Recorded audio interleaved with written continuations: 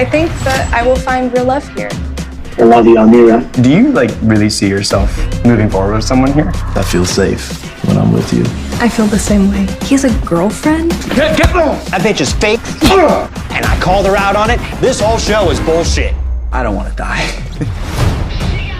I'll show Amira that I am willing to die for her. Do you guys have to be here?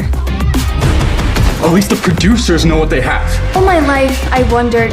See, I just wouldn't say this is the thing. It's TV. Why not? I'm absolutely falling in love with Amira. She is a smart girl. She will see who is here for the right reason. Stop recording. I'm done. None of you guys deserve this. You wanted to be bloody famous, Amira. Well, guess what? This is fame, and it comes with conditions whether you like them or not.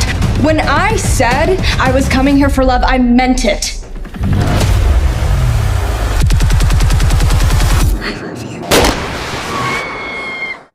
Boom, there you go. That was the trailer for Bloody Famous, streaming right now on Prime Video, and hopefully very soon on Tubi. As of this recording, it's on Prime Video, but we're going to get it to Tubi. All the world needs to see this. Bloody Famous, a fun kind of wild take, a little bit of Hunger Games, a little bit of Bachelorette, a little bit of that reality craziness that we all know and love. It's our guilty pleasure. We don't want to admit it, but it's a guilty pleasure, and we take it and we twist it and we play around with it. And I'm Kuya. Nerds rule the world. Joining me to talk about this crazy series is a good friend. We talked about Alchemy of the Spirit not too long ago. Go check out that wild, crazy, sci-fi thrillerish kind of a type of film. Very interesting take there. I love his mind, and I love that he's back. And I love that we're talking about Bloody Famous. It is the famous writer, director, EP of Bloody Famous, Steve Balderson. How are you, sir? We have a little I'm bit great. of Hello, it's so good to talk to you again. It's a pleasure to chat with you again, man. I'm sorry for the wildness. Y'all, we're dealing with the internet crazy world. Sometimes connections can be a little bit unstable, so my apologies. But we have Steve here to talk about his new series, again, streaming on Prime Video and very soon on Tubi, if not already. Where did Bloody Famous come from, Steve, from you transitioning? I know from some of your other projects. Again, Alchemy of the Spirit was, definitely something that just, it's a different kind of a mind trip. And then here we go to reality television and mixing wild dystopian times and, kind of Hunger Games mixed into that mix. There's it crosses genres with this. Where did Bloody Famous come from? Well, the first thing is when I've finished doing a project, I try to do the complete opposite, as far as genre, tone, just something to make it different, I don't want to get stuck in dealing with thriller after thriller after thriller after thriller or comedy after comedy after comedy. I want to find out new things in the world to create. So right around the time that I was finishing up Alchemy of the Spirit, my good friend Elizabeth Spear, who co-wrote Bloody Famous, she, I think, did her dissertation on The Bachelor and the Bachelorette when she was in college and is an expert on reality TV and also has a really dark, twisted sense of humor. So she proposed this idea and I was like, oh, this is kind of cool. I love satire. I love making fun of things like this, especially with influencers and selfie generations and all of this can I say bullshit? Yeah. Rock and roll. Yes. Okay. So it's all that bananas bullshit I think is so ridiculous. And so to make fun of it in a really is what I was interested in. But I had never seen Bachelor or Bachelorette before this project. And when I got the script from Elizabeth, I made sure I watched one complete season of both The Bachelor and The Bachelorette just for knowledge of what the hell universe is this. And what I found so amazing was that it is such a train wreck. You can't stop watching it. It's so bananas that and bananas is my favorite new word today. I'm just saying. I love it. Same. I love bananas. Okay, cool. So yeah, that's where it came from. It was Elizabeth's idea, and then she wrote the first draft, and then I pitched in some things here and there, and then we set out to make it. And one thing that was I wasn't daunted by doing a series on my own. because I had read early on that Tyler Perry did something similar where, he made his whole first season of whatever show it was, and later on learned that typically people usually just do a pilot and then they go and sell the series to, some platform. And I thought, well, that sounds to me like a lot of other indie projects where you just got to make the thing yourself, and then get it out there in any way you can. So that's what we did. Awesome. So have you done, was this your first foray into like trying to do like an episodic series? And like, I'm curious because I haven't done it myself. I do features, I've done short films, but like the construction of this, I'm very curious. Like, was your background before that? I know we talked with your feature before, but creating this, the logistics of it, pre-pro of making this happen. Because I think you really did, watching the 4 episodes that make up this season 1 of Bloody Famous. You having not watched reality TV, that like you just said, you binged season 1 and 2 of Bachelor and Bachelorette. You captured that essence. I'll give you that kudos there. You constructed it in that fashion. So I'm curious, just like the pre-production of that creative aspect of filmmaking, of putting this together. Well, what's funny is there's 2 things sort of that I'm familiar with. One is Elizabeth, who wrote Bloody Famous, and I co-directed a movie called Helltown a number of years ago, and it was a feature film. But within the film, the first 30 minutes was episode 1, the second 30 minutes was episode 2, and the third 30 minutes was episode 3. And the premise was that this was a lost soap opera horror television show that had been burned in the vaults of a studio fire. And Debbie Rochon introduces the movie, and she's like, here we are today on Twisted Classic Television, and we're going to watch these 3 remaining episodes of what was called Helltown. And so in that movie, and there were like every 30 minutes, there was a cliffhanger and a commercial break. So when you're watching that film, it's as if you're binge watching. And this was, God, I don't remember when we did this, 2014, maybe 2012 or 13 or 14. So there was some aspect of knowing how really structuring a series is just like structuring a longer movie, and in that regard, it's, when I first watched House of Cards, I was like, this is a 10-hour movie, like it was just a really well done thing. And it was just stretched out. So that was familiar to me. So I knew how to structure this, but it's interesting because when I was a child, I used to have a 3-ring spiral bound, notebook of like, lined paper. And I would draw like a graphic novel, basically. And each one of those notebooks that I had 3 sections, and they were separated by like this vanilla or manila paper, right? So there was like part 1, part 2, part 3. And I would draw like a soap opera or a serial in graphic form. This was when I was like maybe 8 years old or something. And I filled up the book, and at the end of each section, I drew all the characters, and I had bubble, what they were saying to each other. And then at the end of that notebook, there was a cliffhanger for the next season. And then I would get another notebook. And my father has kept these somewhere. I've got like 50 or 100 of these notebooks that I sketched when I was a kid that were in serial format.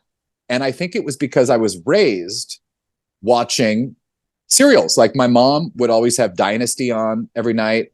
And I think my first earliest memory was the Dynasty Wedding Massacre. And I don't know if you've ever seen this, but you got to look it up on YouTube, because I'm like a young kid. I probably should not have been watching it. I was that young. But there was this beautiful wedding ceremony, and all I remembered was when the armed militia crashed through the church windows and machine gunned the entire cast. And they're all laying there bloody at the end, and that's the end of the show. And I am hooked. Like, I'm like, what is this craziness? Yeah. And, then it was like we had to wait all summer to see who lived and who died, Yeah. And then as I got older, I realized, what was the show and all that business. But that was like the first that really imprinted in my mind when I was young, which then flash forward to it's no surprise then I would do a show like Bloody Famous. Wow, that's awesome. I love stuff like that. Thank you for that little nugget. I guess like the production, like were you shooting each episode individually, or did you like do all this massive pre-pro that because we only have this hotel or this space for X amount of time, so we got to get all these various scenes in that space, you know what I'm saying? And then we only have this location, or we have this one actor only for this segmented amount of time. You know how like you skip around, right? In production. Yeah. So that's what I was curious. I think how that focus was. So you were shooting it all together, or it was basically think of it production wise as doing just a really long movie. Okay. So, we still filmed it, everything at the house. We filmed at the house before we went to the office, before we went to the, before we went on location to other places. And the only difference was the style by which we were filming it. So typically, when it's a standard narrative fiction movie, you've got your lighting setups and your classic close-ups, over the shoulder, two shot, whatever. And you spend a little different kind of time on it. And in this case, because it was quote unquote reality, we just filmed nonstop as you would a reality show. Yeah. So in some cases, the amount of footage that we captured in one day was like the equivalent of 2 or 3 days on a traditional narrative feature. Yeah. I gotta bet that had to be a challenge in creating this and narrowing all that down, because reality, there's a lot of footage and content to go through. But I'm sure you did all that pre-pro to know what you wanted, but you maybe shot extra, right? To for additional filler, or maybe extend out sequences for the scene, maybe. It had to be fun. So what was it like for you doing, so you get together and you create this amazing script with Elizabeth, right? And you knock it out. What was this experience like creating this project? And if we could talk about the cast that you put together to become your reality stars. I was actually looking at them individually because they all have their own kind of credits themselves, and had done a few things. Tell me about, just kind of like the production and assembling this cast. Well, first, I was amazed. I had never, over the 20 years that I've been doing this, 25 years, I've never used a breakdown services or actors access like casting call with a casting director to like find talent, because typically I either knew them already or I casted in different ways. And in this case, I thought, well, I don't know anyone who's quote unquote reality style or like young, sexy 20-year-old. Like I have no concept. I don't know any of them. So I knew that I needed to work with some casting people to put it together. And when we got the feedback, the auditions from people, I was blown away by how many really good actors are out there. And I highly recommend using breakdown services and actors access for any project, because you will find some amazing people. Like predominantly almost every single person in this entire movie I found that way, and I didn't know them before.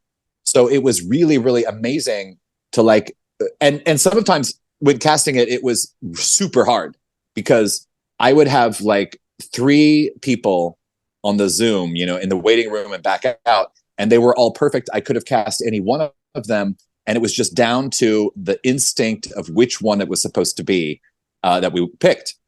And I had my other co-producers and stuff in the Zoom also watching everybody, and it was a little excruciating to try to make the decisions, because everybody was so good who auditioned, but the people we actually had then on set and in the cast were beyond exceptional. They exceeded expectations, and primarily because a lot of them also had a lot of improv training and were very, very natural in front of the camera.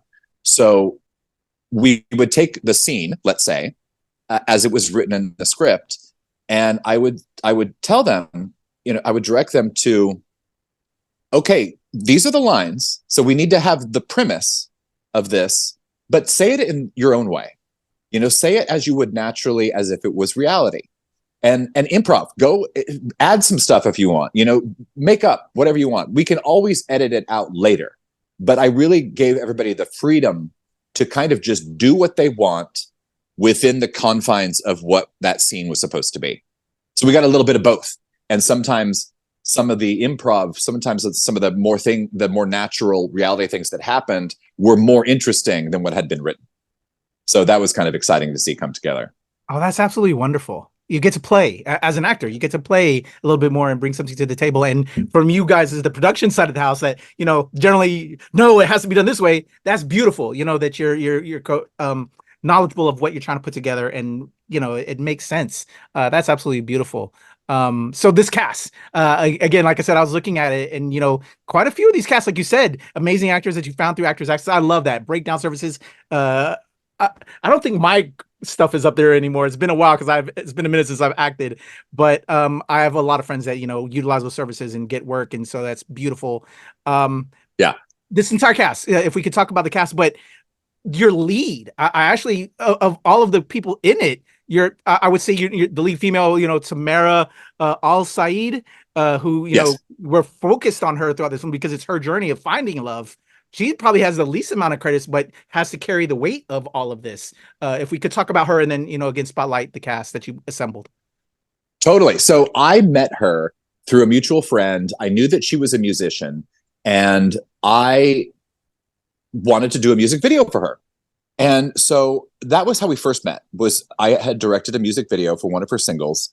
And when we met, I saw, this was interesting because I remembered this happening when I worked with Karen Black, and I remembered this happening a couple other times with other actors that I've worked with, where when you look at your monitor, right, like while you're directing something, I felt the energy come from her over there performing for this music video through the camera out the monitor, and it hit me. Like it was one of those energetic, like she's going through the lens. Her energy is so amazing that it's like it's pushing through the boundary of the lens, of the device, of the machine, of like all these things, and it's reaching the end viewer of whoever it is. And I was like, oh my God, we have to do a movie with her or a show with her, because you can't, it's so rare to have that kind of like perfection in a performance that's also then very natural. Like seriously, she's going to be a huge star because it's very rare that you see qualities like that. I mean, you can say that Julia Roberts has those qualities. There are other really great actors that do, where it's just supernatural, really believable. You lose all content of anything else because they are so much that character that nothing else exists.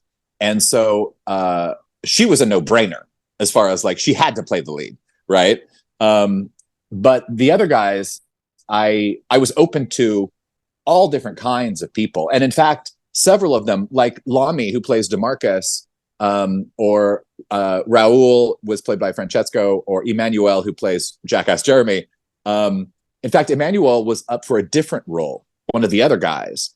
And during his audition, I had this instinct, and I'm like, oh my God, can you just like read this part instead? And I sent him the sides for the Jackass Jeremy character, and he went back to the waiting room and came back and nailed it. And I was like, oh my God, you were totally this guy. So there was some times where they would have auditioned for a different one of the characters, but I saw something in them that said, oh no, they have to be this other one, and then that's how we sort of assembled it. But it was tricky because when you're dealing with such a large cast, it's not just about each actor, but it's about how do they all interact together. And then it's how do they interact one-on-one with Amira, who is played by Tamara. So it's like, you have to think of the chemistry between the guys, the chemistry between the friends who are the guys and the enemies, and how that chemistry behaves. And then also how each of the behaviors interact with her, our leading lady. And it was a lot of fun. It was a blast. Definitely. And I think you got it. They all fit the archetypes that I think you were going for in constructing. The jackass, the nerd, just all of that. The military guy, that kind of cracked me up because I'm former military who's just on, a laptop. That was some wild stuff and still got to participate. Very interesting. So production, how long did it take to make all this? And then to post now available, y'all, on Prime Video and Tubi, hopefully very soon as of this recording. How long did it take to construct all this? I think the shoot was a few weeks, but it took a really long time to edit. Because, when you have, we had the production camera, we had like 2 A camera, B camera situations for the main part of the show, and then we had a behind the scenes camera going as part of the show, and then we had individual selfies and things people were recording with their phones on set while we're filming because it's reality television. So we probably had 4 or 5 times the amount of footage than a regular feature film does. So I swear to God, it probably took a year before we had a rough cut. And then once we had the rough cut, it took another 6 months before final sound, color, all that business was done. So it was the longest post process of any project that I've ever been involved with. Wow. What did you learn from all of that? Production wise now, like as a creative filmmaker going forward, would you do like a Bloody Famous 2? Can we maybe give that nugget a little bit, or it's a lot of work, or just what was this whole experience like? I think creatively, I am in love with serial formatting. I think I always have been since I was a kid drawing in those notebooks. That's awesome. And, I, over the years, have had ideas of what could be a show, but also no idea how to go about them until now, when you can actually just do it yourself. If somebody came and had a great premise for a Bloody Famous sequel, it's set up that way. It's like, without doing any spoilers, when Bloody Famous ends, there's already talk about doing a spinoff, and using one of the remaining characters as sort of then the next lead, who will have 10, bachelorettes competing for his love in the next season. And would basically be the same exact premise, only it would just go on and on and on every year. But at the same time, like I mentioned earlier, I love filming things completely opposite in genre and tone after I finished it. So I wouldn't jump into doing Bloody Famous 2 right away unless it was an offer that was so beautiful that I would love to, I think it'd be really super fun to do that. I'd also even produce it without directing it. I think that I could be easily involved with the storyline creatively and stuff like that, and then have somebody else make it. Maybe. Yeah, I don't know. Awesome. I want to ask you a little bit about the characters in regards to, did you have now that you're entered into this world, you learned about it to create this and you have this out here. Now we're promoting it again, available on Amazon Prime Video, as well as Tubi, hopefully, about when this is out. I just, I watched it in preparation for this. I obviously have a couple of favorite characters. Some made it, some didn't make it, but we won't spoil. I will say I don't want to see that particular character. I wanted to see him get up out of it. I don't want to see him continue on the competition, because I hopefully he learned he was the sweetest one of it. One of the sweetest ones. But did you have a favorite character? I guess per se in regards to this of journey, or that you enjoyed writing in the construction of this? Maybe I know it's hard to choose. They're all your babies, but well, it's a little easier because Elizabeth conceived them, so it's like okay. I can say they each have their own. Like you said, they each like have a note or an ingredient that makes the overall dish. And each of them I love parts about each one of them. I love the fact that Raul appears for the majority of the series on a laptop. Like that when I read that, I was just like, what is this? Like, yes. That's so crazy. It's a bananas again. And, I love the nurse with the doll thing, the CPR doll. I mean, that was the weirdest thing when I saw that. Like, I read it in the script and I didn't picture it. And when it was time to get the props, and I started looking at those to approve which CPR doll it was, I was like, that is horrifying. Like, I can't believe what that looks like. And so it was like, there were some aspects of it that were just amazing. I love the guy. Okay. The tattoo artist, Jeremy B, who doesn't have a tattoo and is afraid of needles. Okay. So I'm friends with the Enigma, who's the blue tattooed guy. He's tattooed blue head to toe and he's got the horns. And in fact, there's a little cameo of one of his masks and his music in Bloody Famous. And he said to me, he's never met a tattoo artist with no tattoos. And I was like, oh, surely there's one. And after we finished filming, I went to go get a tattoo, this one, from this guy in Burbank, California, who did not have a tattoo. That is and wild. Was basically the real life Jeremy B. Like, exactly. And it kind of had the same demeanor and like personality, same build even. Like, it was really bizarre. It was like the real life version. And I was like, haha, I found one. So it was funny. That is crazy. Working, like yeah, and totally working with each of those guys was a total treat. I mean, they are some serious, awesome actors, and would love to work with them again on something. Lamy and I had been talking about working together on something again, and he's now on a Tyler Perry show. I think, I don't remember which one. I think, but they're all just so good. And I wish all of them nothing but the best. And I hope that they all really have a really strong future. And hopefully this will help them, get other gigs. Because I think they're super cool. And then in the behind the scenes bit, I think my favorite character is Kevin. Kevin, who's filming the behind the scenes documentary.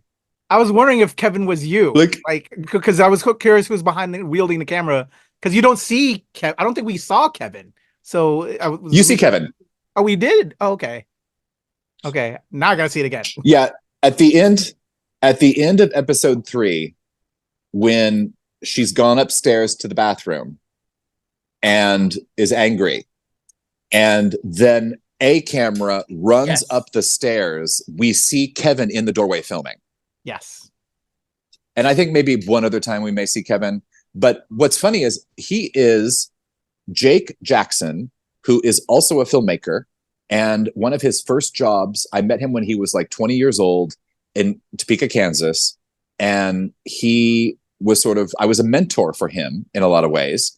And he also does special effects makeup and special makeup effects and all that stuff. Like he did all of the, anytime, in fact, in Alchemy of the Spirit, he did my special makeup effects, and he did them in Helltown. He did them in Bloody Famous. But because he's also a filmmaker and a director in his own right, I thought, oh my God, would it be great to have you play Kevin? And because he knows how to film stuff. So he was actually, all that footage was shot by him on set. Nice. That is awesome. Yeah. That is awesome. Was the appendage created by him that's on the ground? Yes. Or is that okay, so here's a funny story about that. So we made the feature Helltown that I told you about, that Debbie Rochon is in, where it's like the 3 episodes that Elizabeth wrote. When that starts out, there was a thing that was like previously on Helltown, and then it has like the flashback of the episode that happened before, which doesn't exist.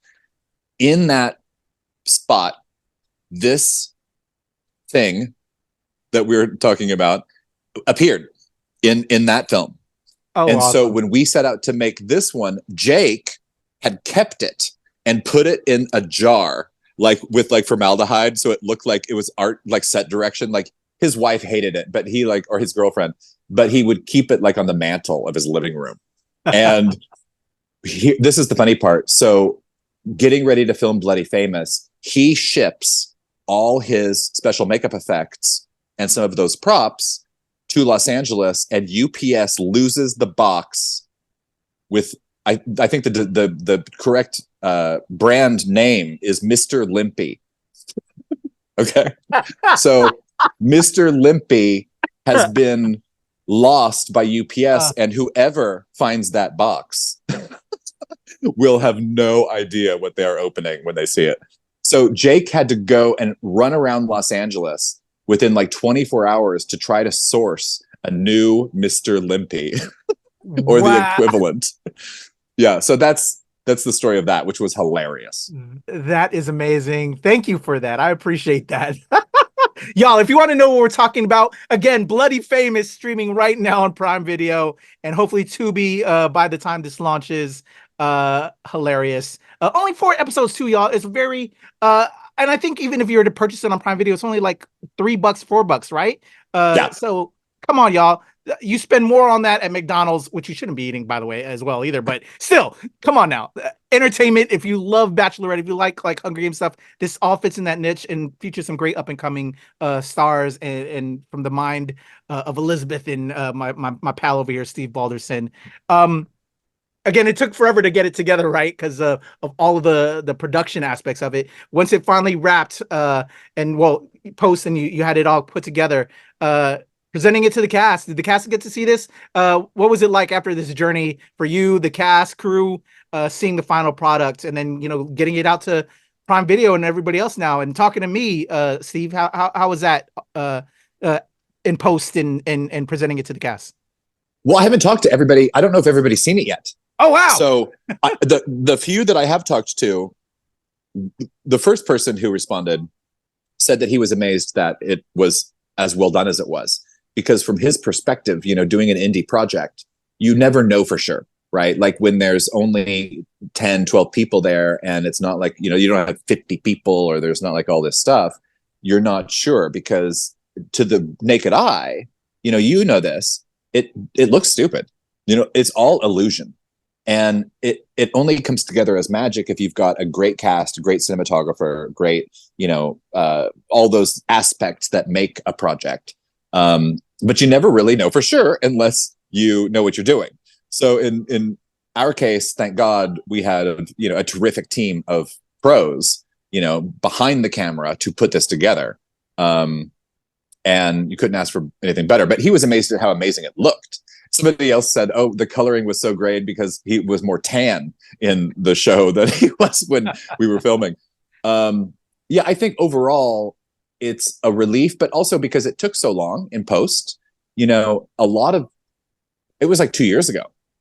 So, or more. So, when we filmed it in that window in the autumn, after the COVID vaccines were available, and yet before that next Omicron or whatever happened that shut everything down again.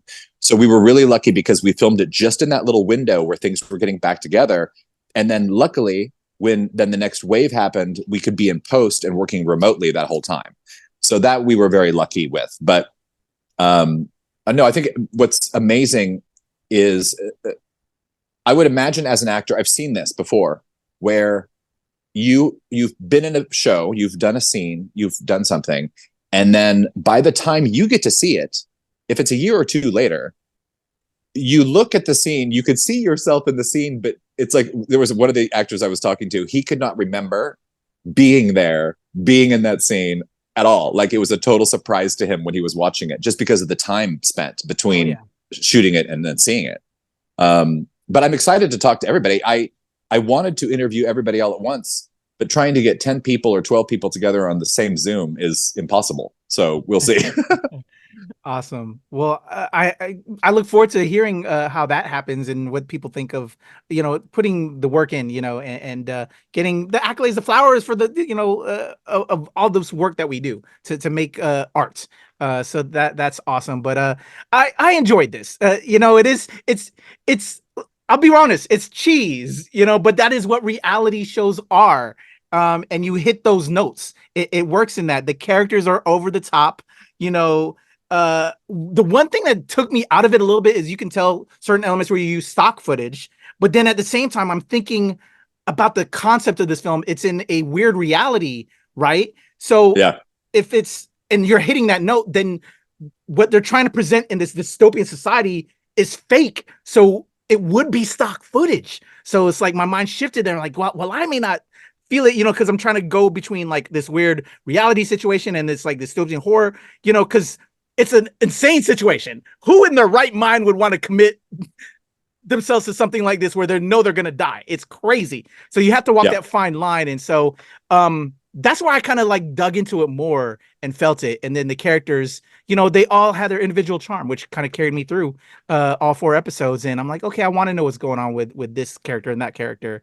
And to your, what's her name, Tamara's credit, she does have a charm. So I'm really looking forward to seeing what she's going to do next. DeMarcus, just all this, you know, there's a, you could see talent in some of these characters that you had and actors you had cast.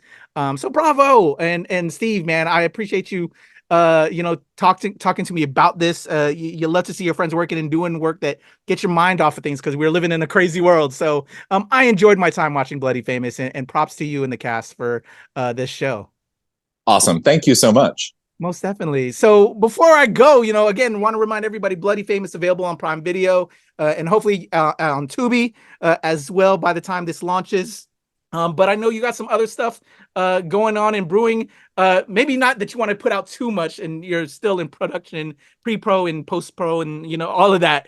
But I just want to, you know, tell people where they can catch out more of your work. If you want to highlight Alchemy again, or if there's anything else, how could people that are fans of yours that may have already seen Bloody Famous keep checking out on Steve Balderson and, you know, support you in all things, man? How can we check you out, and anything else you want to promote before we get up out of here? Well, if you liked the genre and the feel and the tone of Bloody Famous, you would love my first film, Pep Squad, which was a satire, a subversive satire on American school violence. And we made it prior to Columbine. And we were in discussions with Universal to release it the weekend that Columbine happened, and they wouldn't touch it with a 10-foot pole. And so, but it's a dark comedy on school violence, and it's just enough insane and a little campy to make it exciting and enjoyable, even though the topic of the film is dancing on the edge of appropriate. But it's great. It's completely vulgar and offensive on purpose, but it's amazing. So there's that. And then Alchemy of the Spirit now is on Tubi. It's still on Prime. Sometime this year, the distributor is working to get it global in other markets, Latin America, Europe, other places. So that's exciting. I'm in post on Love Venezia, which is a love story that we filmed in Venice, Italy. And that's exciting. And funny enough, today, in 1999 and 2001, under the advice from Jonette Napolitano, who was from Concrete Blonde, she scored my first film, Pep Squad, which is the one I was just talking about. And it's on Tubi, also in Prime. Encouraged me to make some music. And I recorded 2 albums. One was in 1999 and one was in 2001. And they were released at the time on CD, but never digitally, never online until today. So as a total fun thing, like a few months ago, I thought I should just put this out there, because I don't care, you know, one way or the other, but it was fun. It was a good artistic project, you know, to be involved with and do. So as of today, it's on iTunes, Apple Music. It'll be on Spotify any day. Spotify has received all of the stuff, and all the other platforms, you know, I don't know, name any of the places where people get music, and it's there over the course of the coming days. But as of today was the quote unquote release date. Oh, awesome. Congrats. Do we just search Steve Balderson? No, it's under the name Dikenga, Dikenga. And the albums are called, the one album is called Bleeding from the Wall, and the other album is called Hypothermia. And it's a bit alt rock, kind of. Somebody compared it to a little bit Bowie, a little bit Syd Barrett, and a little bit Leonard Cohen, like combined. And I'm like, that's a weird mix, but kind of true. That's amazing. So I didn't know you were all that inclined, my friend. Well, I did, but I'm not. That's the thing. That's why I was like, well, what the hell? Might as well put it out. Yeah, it's, as an artist, I feel like you can be inspired by things visually. You can be inspired by things sonically. You can be inspired by stills or painting or, you know, whatever. I mean, there's no end to it. And it's just how I felt about these songs were that the stories came to me as characters to be presented in a sonic way, not a visual way. So I looked at it, whereas that's why I used the name Dakanga as the person who made these records, because it itself is a character. It's not Steve Balderson, though it came through Steve Balderson, right? It's like being an actor. It's like, Yeah. I played the part of this character who made these albums, is how I look at it. That is beautiful, dude. I love that. I feel that. I adore that. That is awesome.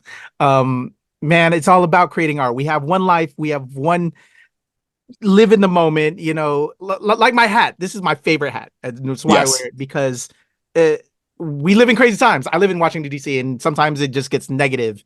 But you have to create a positive when it's negative. And I just love that energy. And it's just beautiful, man. That's amazing. Thank you. You're welcome. I'm going to send you an MP3 of the first single that we're going to have promote as of today. I'm going to actually email it. I'm sending my emails out and getting ready to do social media and when we get finished talking.